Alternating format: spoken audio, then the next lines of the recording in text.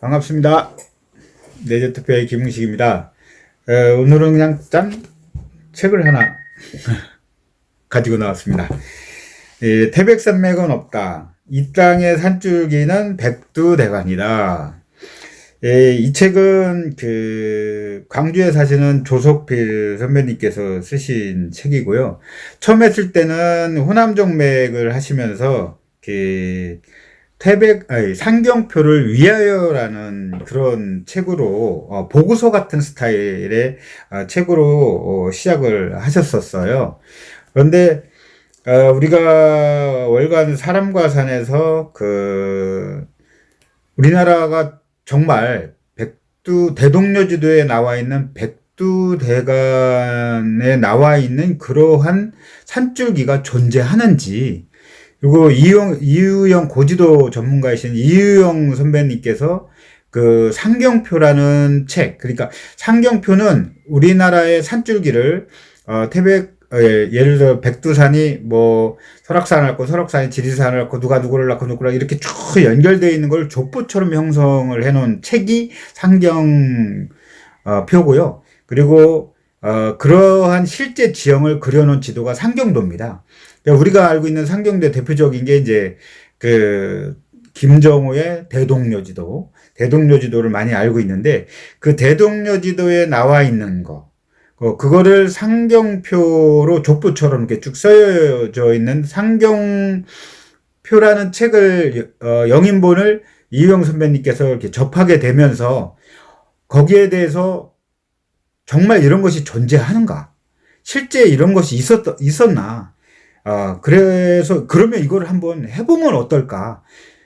그러다가 이제 월간 사람과 산과 같이 합작을 해가지고 우리나라 산줄기를 한번 답사를 해보자.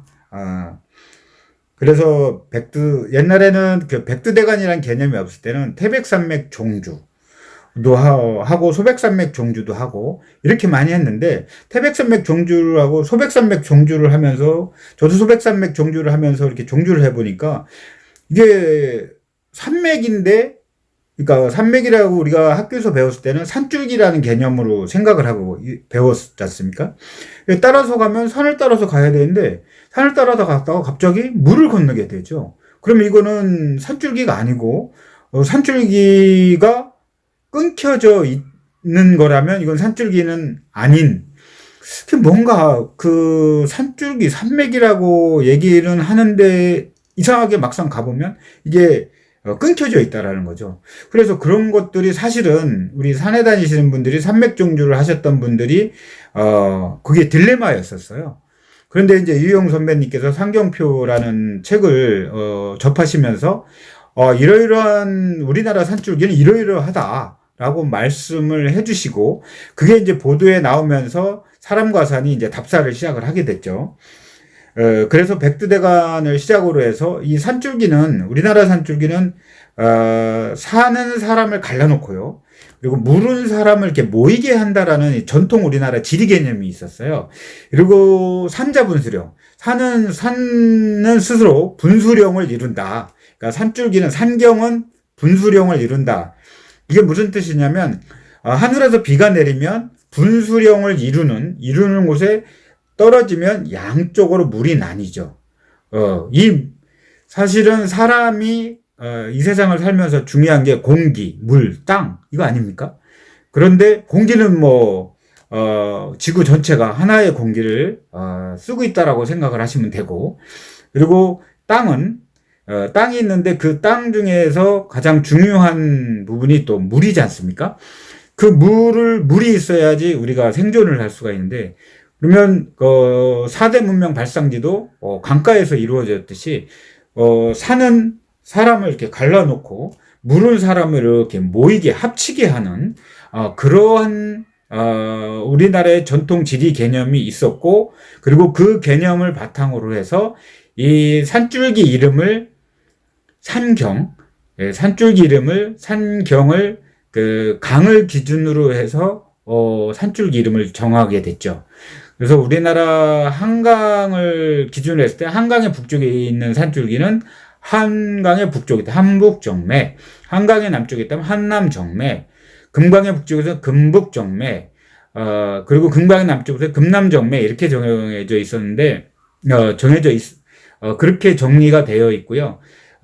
그리고 우리는 그걸 정말 있는지 없는지 그거를 따라서 한번 답사를 해보자. 이래서 저도 그 94년도, 95년도 우리 충청권 지역에 있는 보통 알고 있는 노령이나 차량으로 알고 있는 이 산줄기에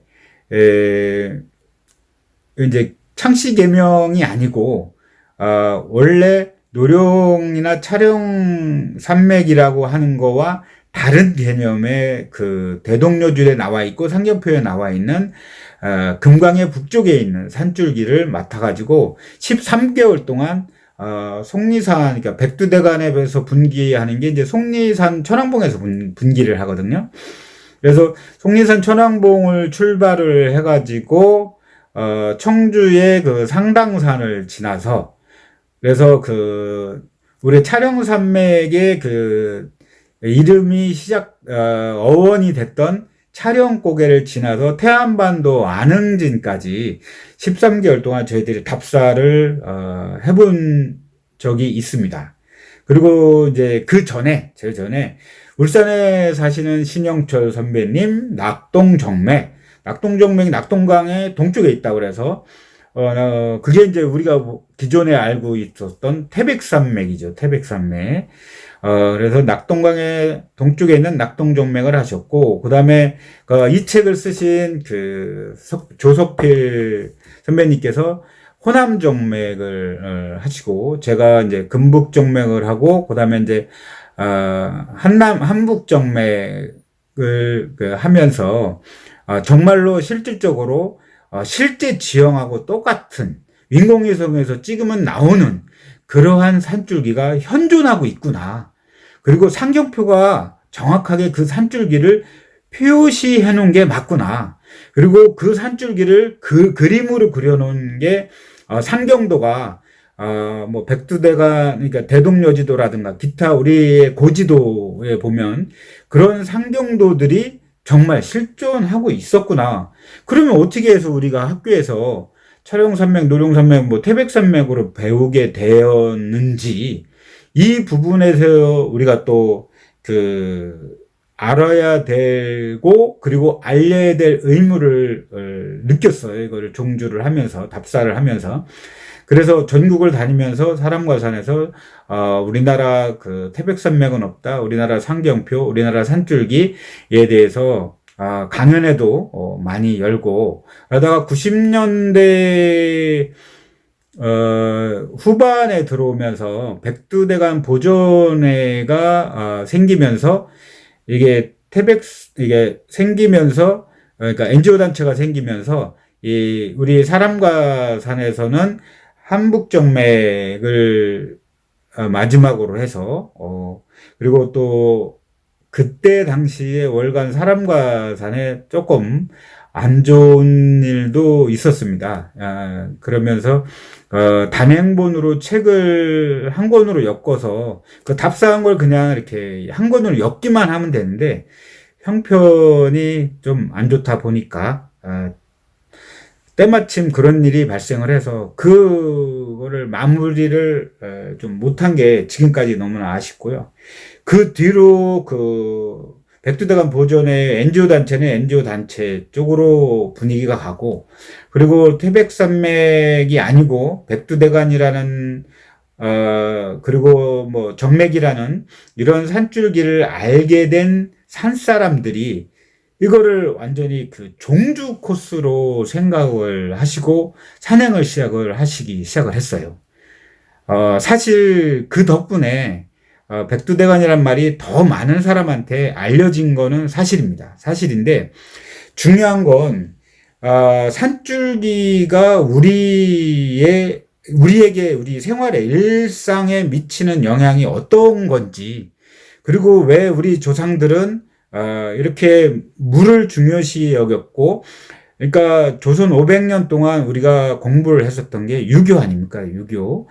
유교의 그 인의의 지신이라는 음양 오행에 입각해서 우리나라 그 산줄기의 흐름이라든가 그리고 산이라든가 물이라든가 이런 거를 그런 관점으로 우주관으로 바라보게 된 거죠. 그래 산이라는 거를 하나의 나무 그리고 요거에 우리가 말하는 그 퍼즐 그리고 요 산줄기와 산줄기 사이로 형성된 물줄기 물줄기와 산줄기가 하나의 유기체처럼 이렇게 서로 연관이 되어 있는 그러한 지도 개념 그리고 지리 개념을 우리 조상들은 갖고 있었기 때문에 그래서 산줄기를 알고자 했었던 거는 산줄기보다는 물을 알고자 했었던 거고요. 그리고 물을 알기 위해서는 물이 어디서부터 시작되는지 알기 위해서 산줄기가 필요했었던 겁니다.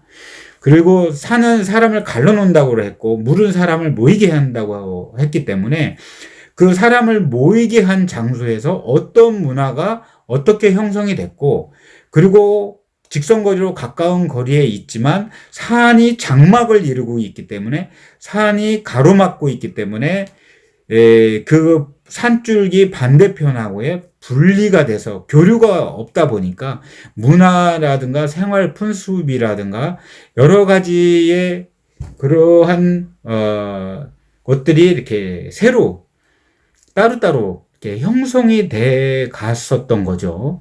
그렇기 때문에 우리의 산줄기가 꼭 알아야 될 우리 문화, 우리 역사, 그리고 우리 언어, 뭐 생활 풍습, 뭐 이런 것들을 그리고 뭐 하물며 오일장 뭐 이런 것을 알기 위해서는 반드시 우리의 전통 지리 개념으로 만들어진 상경도를 참고로 했었어야 됐고 사실 그게 우리 인문학적으로 우리 역사를 바라보는 기본 뼈대가 돼야 되는데 여러분들 학교에서 배우셨듯이 촬영산맥, 노령산맥 이러한 지질도 땅속에 있는 지질도를 표현해 놓은 것을 토대로 해서 논문이라든가 이런 거를 연구 조사를 하다 보니까 실질적으로 우리 생활상하고는 잘 안 맞는 경우가 너무나 많았어요.